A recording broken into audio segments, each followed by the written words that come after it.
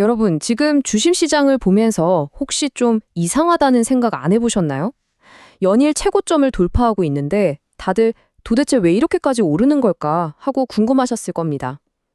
오늘 분석 해설에서는 조용히 하지만 엄청난 규모로 시장에 자금을 밀어넣고 있는 이 거대한 금융 메커니즘의 비밀을 완벽하게 해독해 보려고 합니다.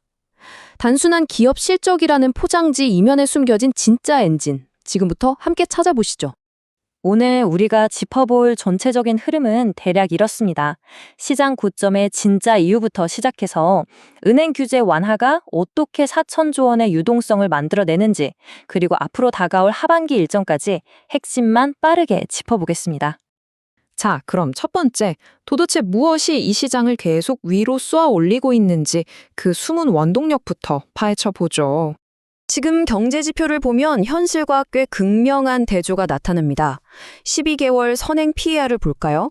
이미 5년, 10년 평균치를 헐쩍 뛰어넘어서 완벽한 역사적 고평가 영역에 들어섰습니다. 솔직히 상식적으로는 이제 이익 좀 실현하고 나와야 하나 싶은 게 당연하거든요. 그런데 S&P 500 지수를 보면 마치 브레이크가 고장난 것처럼 매일같이 신기록을 경신하고 있단 말이죠. 과연 무엇이 이 무거운 시장을 계속 밀어 올리고 있는 걸까요? 물론 엔비디아를 필두로 한 빅테크들의 엄청난 실적 호조가 한몫을 한 건 맞습니다. 하지만 기관 투자자들의 시각에서 보면요, 이건 정말 수면 위로 드러난 빙산의 일각일 뿐입니다. 진짜 이야기는 바로 수면 아래에 있죠. 기업 실적이라는 호재를 만났을 때 시장의 움직임을 몇 배로, 아니 수십 배로 증폭시키는 거대한 숨겨진 유동성 엔진, 바로 이게 오늘의 핵심 포인트입니다. 그럼 그 엔진의 정체가 뭔지 두 번째 파트인 규제 완화에서 본격적으로 확인해 보겠습니다. 핵심 메커니즘을 아주 직관적으로 설명해 드릴게요. ESLR, 즉 보안 레버리지 비율이라는 게 있습니다. 쉽게 말해 은행들이 자산을 보유할 때 의무적으로 쌓아둬야 하는 자기 자본의 허들 같은 겁니다. 그런데 연준이 이 허들을 쓱 낮춰줬습니다. 국채를 자본 요건 계산에서 빼주는 식으로 수문을 확 열어버린 거죠. 결과적으로 대형기관 투자자들은 묶여있던 자본을 풀고 훨씬 더 엄청난 레버리지를 일으켜서 자산시장에 자유롭게 돈을 밀어넣을 수 있는 환경이 세팅된 겁니다.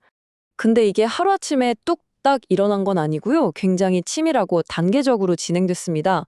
올해 1월에 ESLR 규제 완화가 먼저 아주 조용히 시작됐습니다. 기관들도 처음엔 시장 눈치를 보느라 섣불리 움직이진 않았죠. 그러다가 4월에 공식적인 규제 완화가 딱 시행되고 여기에 규제 대상까지 폭넓게 확대되는 SLR 완화까지 더해집니다. 금융기관들이 이 확실한 신호를 기다리느라 처음엔 반응이 좀 지연됐지만 4월에부터 기폭제가 터지듯 시장이 폭발적으로 움직인 이유가 바로 여기 있습니다. 여기서 재밌는 건 기관들이 본격적으로 움직이기 전인 4월 이전 상황이에요. 시장에 돈이 좀 마르는 거 아닌가 싶을 때가 있었잖아요.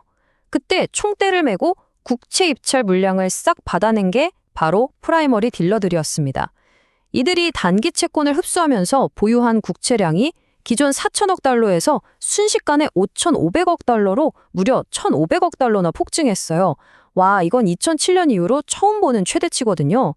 다른 기관들이 뒤에서 지켜보는 동안 프라이머리 딜러들이 일종의 방파제 역할을 했던 셈이죠. 자, 그러면 도대체 돈이 얼마나 풀리길래 이러는 걸까요? 세 번째 파트, 유동성 증폭 메커니즘의 규모를 보겠습니다. 글로벌 금융 전문가들의 시야에서 본 장기 전망을 보면 정말 입이 떡 벌어집니다. AN 컨설팅의 심층 분석에 따르면 이번 은행 규제 완화를 타고 시장에 풀릴 수 있는 총 잠재 유동성이 자그마치 2조 9천억 달러입니다. 우리 돈으로 환산하면 약 4천조 원이죠. 전문가들은 이 거대한 자본이 단순한 단기 랠리를 넘어서 앞으로 수년간 글로벌 자산 시장 전반의 구조적인 인플레이션과 강력한 위험자산 선호 현상을 아예 굳혀버릴 거라고 내다보고 있습니다. 자, 그 4천조 원이 지금 어떻게 투입되고 있는지 상황을 쪼개볼까요? 올해 상반기에만 JP모건이나 골드만삭스 같은 초대형 은행들을 통해서 이미 1조 5천억 달러가 시장에 들어갔습니다. 하지만 진짜 소름 돋는 포인트는 여기 있습니다. 아직 시장에 들어가지도 않고 딱 대기하고 있는 잔여 유동성이 무려 1조 4천억 달러나 고스란히 남아있다는 사실이에요. 시장을 한 번 더 거세게 끌어올릴 자본의 해일이 아직 든든하게 버티고 있다는 뜻입니다. 이 대목에서 글로벌 금융 환경의 흐름이 확 갈리게 되는데요. 네 번째 파트, 미국과 유럽의 규제 디커플링에 대해 짚어보겠습니다. 우리는 지금 아주 뚜렷한 글로벌 규제 디커플링을 목격하고 있습니다. 미국과 영국의 투자은행들은 아까 말씀드린 규제 완화 덕분에 유동성이 찰랑찰랑 넘쳐나 AI 같은 첨단 기술주에 아주 공격적으로 베팅하고 있죠.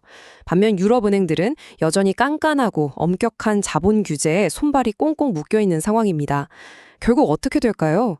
글로벌 투자 자금들이 답답한 유럽을 빠져나와서 유동성 파티가 벌어지고 있는 미국 주식시장으로만 더 쏠릴 수밖에 없는 완벽한 원동력이 만들어진 겁니다. 그렇다면 이 막대한 대기성 자금들은 언제, 어떻게 움직이게 될까요? 5번째 파트, 하반기 유동성 일정을 연대순으로 쫙 훑어보겠습니다. 자본의 파도가 덮치는 타이밍이 아주 중요하겠죠. 일단 5월 중순 연준 보우만 이사의 발언을 기점으로 규제 완화에 대한 의견 수렴이 있었고요. 5월 말 메모리얼 데이 연휴를 거치면서 행정적인 절차가 얼추 마무리됐습니다. 한마디로 그동안 억눌려 있던 엄청난 유동성이 6월 중순 이후 본격적으로 시장에 쏟아질 채비를 완벽하게 마친 시점인 겁니다. 여기서 메커니즘적으로 절대 놓치면 안 되는 게 바로 TGA, 즉 미국 재무부 일반 계정으로의 자금 이동입니다.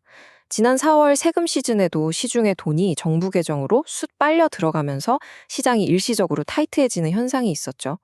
6월 중순에도 세금 납부와 맞물려서 대략 7천억에서 1조 달러에 달하는 엄청난 유동성이 잠깐 정부 계정으로 들어갑니다. 하지만 잊지 마세요. 이 돈은 사라진 게 아닙니다. 잠시 댐에 고여 있다가 다시 시장으로 쏟아져 나오기 위한 숨고르기 단계일 뿐이니까요. 그리고 본격적인 늦어름인 7월, 8월로 넘어가면 아주 흥미로운 상황이 펼쳐집니다. 세금 납부는 훅 줄어드는데 미국 정부는 거대한 규모의 국채를 찍어내서 시장을 압박하기 시작하거든요. 원래 상식대로라면 그 국채 물량을 소화하느라 주식시장에서 돈이 쫙 빠져나가야 맞습니다.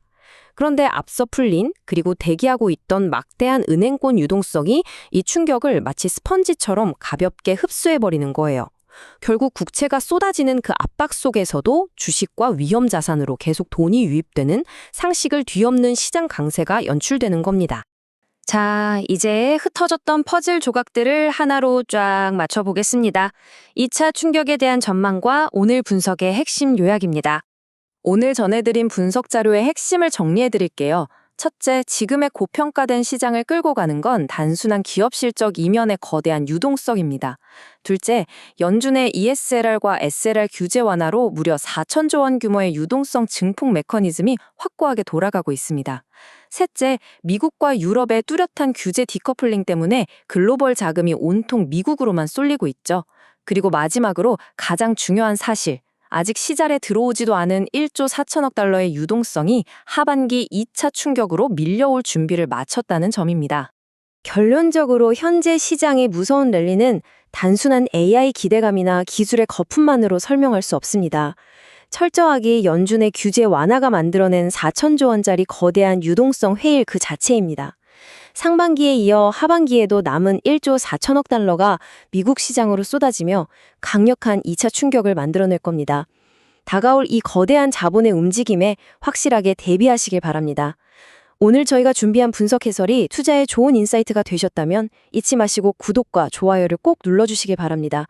다음 시간에도 시장의 핵심을 꿰뚫는 분석으로 찾아뵙겠습니다. 시청해주셔서 감사합니다.